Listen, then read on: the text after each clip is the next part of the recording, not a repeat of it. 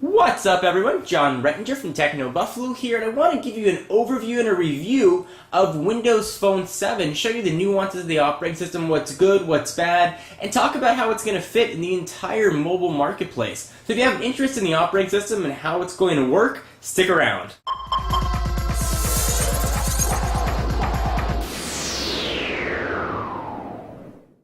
So we're going to do this demonstration on the HTC Surround. This particular video is not going to be a review of the Surround itself. We'll focus on hardware reviews in upcoming videos. But I do want to show you the operating system and how it works as a whole. So let me talk about first the idea behind Windows Phone 7. This is directly from Steve Ballmer's mouth at the Microsoft announcement in New York. What's really important to Microsoft is no fragmentation. So they have to make sure that the operating system is going to be the same across all experiences. So every device that's going to be running Windows Phone 7 has to meet a minimum spec requirements to ensure that it's going to be fast, or at least fast enough to make Microsoft happy. And that means that no matter what phone you pick up, whether it's the HTC Surround that we have here, Samsung Focus, or the HD7, whatever it might be, your experience is going to be very, very similar. They're not taking the Android approach of different operating system versions on different phones. It's going to be the same version of Windows Phone on each device. And that's going to be true with carriers as well. The updates will be pushed out sort of uniformly to make sure that there is that conformity throughout the operating system. They wanted you to be able to sort of see all your information very quickly with one click, and they wanted to have it to be sort of accessible in a easy to access manner, something that was very visually appealing. So I think one of the biggest problems Windows Phone 7 is going to have is that it's made by Microsoft. It's a very polarizing company, much like Apple. So when you watch this video and you put together your own opinions on Windows Phone 7, try and separate Microsoft from the equation. Try and look at it as an operating system as a whole and how it works, and try and take out the fact that it's made by Microsoft and whatever preconceived notions you might have about that. Once I was able to do that mentally, I was able to appreciate the operating system a little bit more. So I'm going to ask you to do the same and sort of put yourself in almost a journalistic mindset and very editorial, and try and take that those preconceived notions out the window.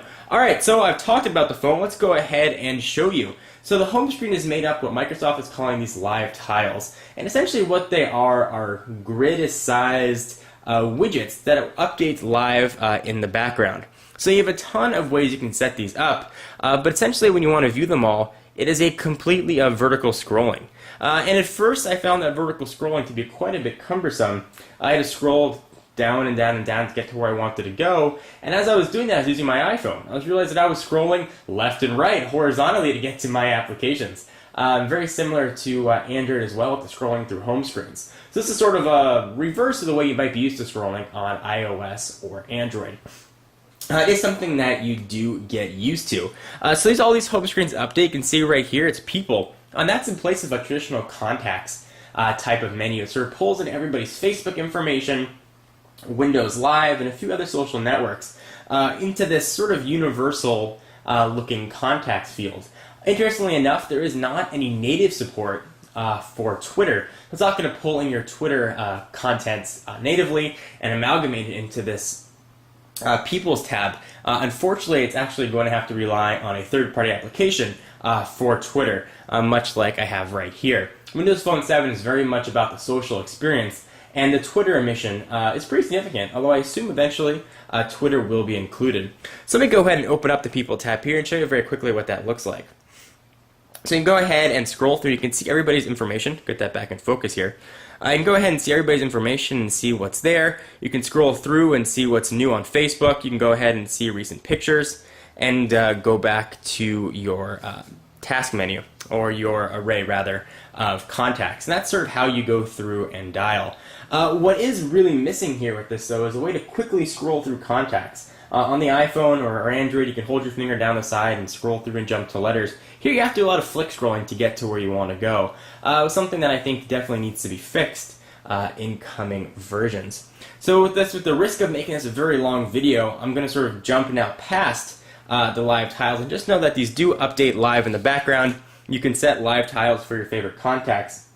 Although it's not going to be able to call your contact directly, it's going to open up a menu whether or not you want to call or text that person. And that's sort of Windows Phone's answer to speed dial, I would suppose. So this operating system is very animation heavy, and it looks really good, and you see these little animations, these little nuances pop up throughout the entire operating system. Let me give you one quick example. So when the phone is locked, and you go ahead and unlock it, the unlock screen, first of all, gives you a lot of information, which is very useful.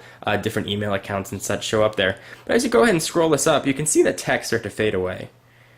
And there's a lot just of very little sort of animation hints like that that make me sort of appreciate the operating system. The physics engine here is really solid. It's got that sort of rubber band effect as you scroll. Really just makes it feel like a very polished operating system. Sort of something that I would have liked to have seen when, say, WebOS launched. The fact that Microsoft is imposing minimum spec requirements means every phone can support this, and your experience with these animations is going to be really nice, and you see them sort of pop up throughout the operating system. Alright, so let's go ahead and talk about these hubs and the hub customization. So some of these hubs take up the entire row. You can see right here there's a calendar, takes up the whole hub, and you've got this HTC that takes up the whole hub. You can go ahead and move these around, but you can't pick whether or not they take up one spot or two. It's sort of set by default. So since you are going to have the same experience across all the devices and different manufacturers, how are the manufacturers going to customize the experience? And the answer is they can customize these hubs. So here's the HTC experience. This is the HTC hub. And I like to sort of put in custom information about the manufacturer, whatever they like to be in there. So you get sort of a cool animation here. Then you get what will be very familiar looking for those of you that have used a Sense device. And this is the way that HTC has customized it. Samsung has their own customization in there, which gives you access to a today screen, weather, and widgets. But this is sort of the way that HTC has done it. So while there is sort of a universal feel throughout the device, there is still customization that can be done. You can see here's some more example of the animations. We're sort of jumping through a lot of these nuances very quickly because I want to sort of show you everything in one sort of unified video. In upcoming videos going through the devices, I'll talk a bit more about the operating system as well. Alright, so let's talk about the browser, which is based on the Internet Explorer standards. And hearing that is one of the places where I need you to sort of take back and step back from your preconceived notions about Microsoft, because this is a very good browser and probably one of the best implementations of pinch to zoom that I have seen on a mobile device, iPhone included. It is extremely smooth, very fast. Scrolling happens without any sort of checkerboard pattern down there, so there's no waiting for it. The content is there, easy to view. You can double tap to zoom in. Things just work very well on the browser. What's not here right now, and what sort of shows that it's a young operating system, we don't have Flash support, unfortunately. You don't have support for HTML5, and oddly enough, right now there isn't any sort of native YouTube support. You have to, it opens up an application, which doesn't really work all that well. So presumably that will be coming. When all these operating systems were launched, they certainly had their shortcomings.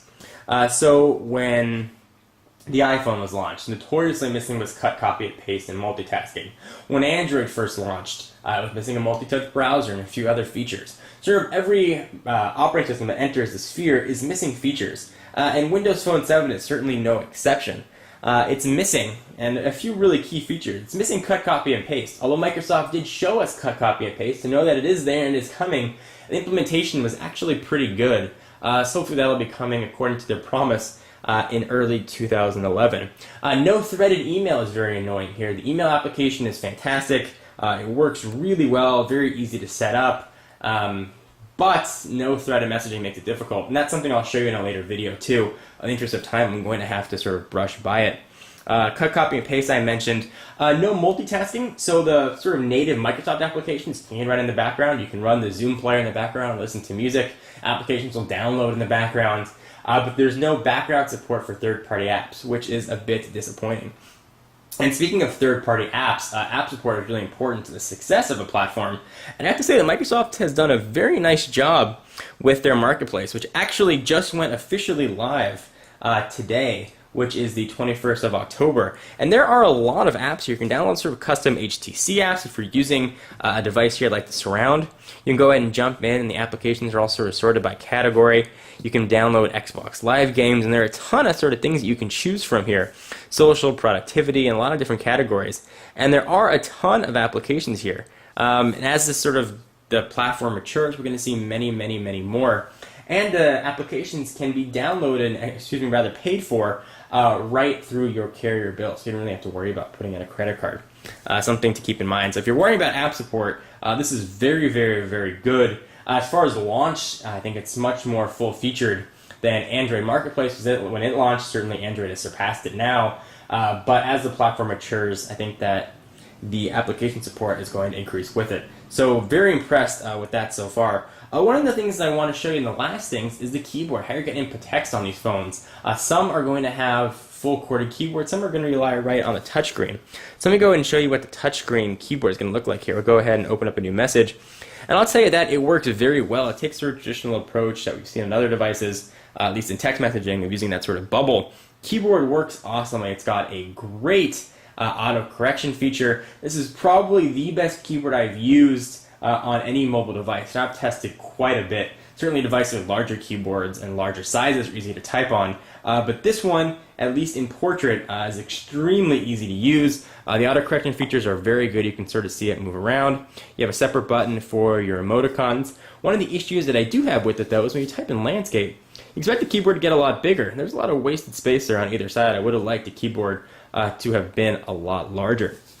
So go ahead and put this back up here. So I know I had to sort of brush through a lot of features, and I couldn't show you everything about the phone, and I will sort of delve into these things more in upcoming videos. But I want to give you a conclusion about the operating system and how I feel about it. So despite this being a new operating system, it is entering the sphere of very mature operating systems. So we're talking about iOS and Android, which have a lot of these features that Windows Phone 7 is missing. I think in the long run, Windows Phone 7 is going to be a tremendous competitor to Android and iOS. I think it's sort of a nice in-between between the very sort of locked down Apple model and the very open Android model. This allows developers customizations through these hubs, but keeps things very unified to make sure you've got a similar experience. So I think Windows Phone 7 has tremendous potential. In fact, I've been using a Windows Phone 7 device as my daily driver for about a week, and I have no plan on switching back to using an iPhone. It's been very easy to use, it's been fun to use, it's been sort of a very short learning curve, and it's been doing everything that I've wanted it to do. Every day I go ahead and look in the app marketplace here, and there are new applications that I'm using. Netflix is here, Twitter applications are here, all the rest of the music streaming stuff that you like is all going to be here. So if you're looking to get a new phone sometime in the near future, I think you owe it to yourself to at least look at Windows Phone 7, because you might be surprised. It feels very, I guess, un-Microsoft-y, and it wasn't what I expected, having come and seen Windows Mobile 6, 6.5, and the previous versions. Microsoft really did a very nice job with this operating system, making it very modern, scalable, and really useful for the professional, the texter, or the casual user. You'll find something that you like here. Though you are going to have to live within some limitations, such as the lack of cut, copy, and paste, and full multitasking, which presumably all will be coming soon. Anyway, guys, hope you enjoyed the sort of overview and review of Windows Phone 7. I am John Rettinger from Techno Buffalo, and I will see you in the next video. Bye-bye.